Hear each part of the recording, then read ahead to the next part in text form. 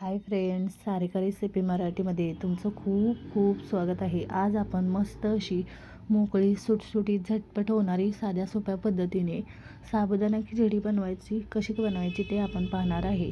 ही आपण मस्त साध्या सोप्या पद्धतीने झणझणीत आणि मोकळी सुटसुटीने चविष्ट अशी साबुदाणा खिचडी बनवलेली आहे. नक्की एकदा या पद्धतीने करून बघा, तुमची पण अशी छान होणार. तर चला वेळ न घालवता व्हिडिओला सुरुवात करूया. इथे बघा, साबुदाणा मी रात्रभर भिजवून घेतलेला आहे. हा छान मोकळा सुटसुटीत असा भिजलेला आहे. हा मी 1 वाटी भिजत घातला होता बघा, फुलून हा छान असा डबल झालेला आहे. हा एवढ्या प्रमाणामध्ये 3 ते 4 लोकांसाठी बनतो बघा. छान असा बघा झालेला आहे. तुम्हाला जेव्हा पण साबुदाणा खिचडी बनवायची असेल तर या पद्धतीने करा. छान बघा, साबुदाणा आपला भिजलेला आहे, एकदम छान फुललेला आहे आणि एकदम सुटसुटीत झालेला आहे भिजून. बघा, एकदम छान भिजलेला आहे. आता याच्यामध्येच आपण चवीनुसार मीठ आणि भाजलेल्या शेंगदाण्याचं कूट घालून घ्यायचं, म्हणजे आपण छान अशी खिचडी आपली छान तयार होते. इथे बघा, मी चवीनुसार मीठ घातलेलं आहे. त्यामध्येच मी इथे 1 वाटी भाजलेलं शेंगदाण्याचं कूट घेतलेलं आहे, ते पण घालून घेते. बघा, यावेळी मी 1 वाटी घेतलेलं आहे. आता त्यातलं मी थोडं घालणार आहे, थोडं आपण नंतर वापरणार आहे. गरज लागली तर वरून पण दुसरं आपण अंदाज घेऊन घालायचं. इथे बघा, अर्धी वाटी मी घातलेलं आहे. मी मिक्स करून घेतलेलं आहे मीठ आणि कूट. आता आपण छान असं इथे मोठा बटाटा मी इथे धुवून घेतलेला आहे. 5 ते 6 हिरवी मिरची, तिखट आहे त्यामुळे मी 5 ते 6 घेतलेले आहे. तुम्ही जास्त तुमच्या आवडीनुसार तुम्ही हिरवी मिरची घालू शकता. इथे बघा, मी हिरव्या मिरच्या कट करून घेते आणि बटाटा स्वच्छ धुवून घेतलेला आहे, तो पण कट करून घेते. मी या पीसमध्ये कट करते, तुम्ही हव्या त्या पीसमध्ये कट करून घेऊ शकता. इथे बघा, या पद्धतीने बटाटा मी कट करून घेते. हवं तर तुम्ही यावरची सालसुद्धा काढू शकता. इथे बघा, एकदम बारीक असा कट करते, म्हणजे बटाटा पटकन चांगला भाजला जातो, परतला जातो. बटाटा मी कट करून घेतलेला आहे. आता आपण इथे खिचडी बनवून घेणार आहे. बघा, त्यासाठी मी लोखंडाची कढई ठेवलेली आहे. छान चव लागते, छान बनते लवकर. त्यामध्ये थोडंसंच तेल घालणार आहे. कमी तेलात आपण ही खिचडी बनवणार आहे, त्यासाठी थोडं तेल घातलेलं आहे. तेल गरम झाले की त्यामध्ये हिरवी मिरची घालायची. मिरची थोडीशी परतली की त्यामध्ये बटाटा घालायचा आणि बटाटा चांगला आपण परतून घ्यायचा. हलकासा लालसर झाल्यानंतरच आपण त्यामध्ये साबुदाणा घालायचा.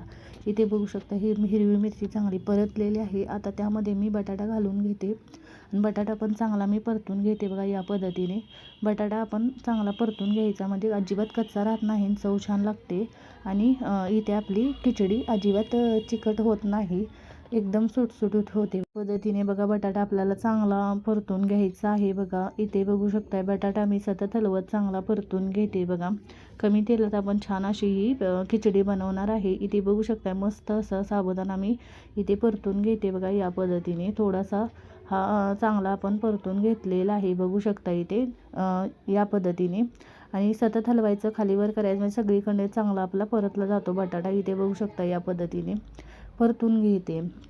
बटाटा चांगला मी भाजून घेतलेला आहे. त्यामध्ये आता आपण साबुदाणा घालून घेऊया. साबुदाणा आपण घालून चांगला परतून घ्यायचा. बघू शकता, साबुदाणा यामध्ये सगळा मी घालून घेते आणि हलक्या हाताने आपण सतत हलवत आपण चांगला हा भाजून घ्यायचा. साबुदाणा थोडासा जास्त आहे, त्यामुळे आपण गॅसची फ्लेम मीडियम करायची आणि चांगला खालीवर करत भाजून घ्यायचा, म्हणजे तो सगळीकडे एकसारखा चांगला भाजला जातो आणि छान आपली खिचडी तयार होते. बघा, इथे बघू शकताय, खालीवर करत मी चांगला हा साबुदाणा परतून घेते. इथे बघू शकता, या पद्धतीने एकदम मस्त आपली खिचडी तयार होते. बघा, इथे बघू शकताय, छान खिचडी खालीवर करत असं भाजून घ्यायचं, म्हणजे सगळीकडे भाजला जातो. या पद्धतीने मी छान बनवून घेते खिचडी. आता थोडंसं राहिलेलं आपण भाजलेलं शेंगदाण्याचं कूट पण घालून घ्यायचं आणि मीठ पण चेक कर. इथे बघू शकताय, राहिलेलं कूट मी घालून घेतलेलं आहे आणि छान असं हलवून मी भाजून घेते. बघा, मस्त अशी खिचडी तयार होते. बघा, सतत हलवत आपल्याला भाजून घ्यायची आहे, छान तयार होते.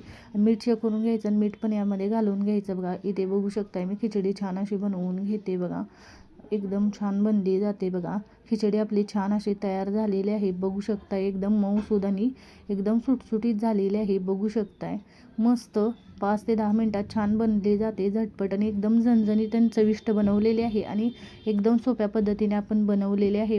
या प्रमाणामध्ये 3 ते 4 लोकांसाठी बनते. बघा, छान असं तुम्ही कोणत्याही उपवासला तुम्ही या पद्धतीने साध्या सोप्या पद्धतीने झणझणीत मोकळी सुटसुटीत अशी साबुदाणा खिचडी बनवू शकता. एकदम छान झालेली आहे, तुम्हाला बघून कळत असेल, मस्त अशी आपली साबुदाणा खिचडी झालेली आहे, एकदम मस्त. या पद्धतीने करून बघा, तुमची पण छान होईल. बघा, छान एकदम मस्त छान मऊसूद आणि एकदम मोकळी सुटसुटीत छान झालेली आहे. नक्की एकदा करून बघा आणि कमेंटमध्ये जरूर सांगा तुम्हाला आजचा व्हिडिओ कसा वाटला. व्हिडिओ आवडला असेल तर व्हिडिओला लाईक करा, शेअर करा.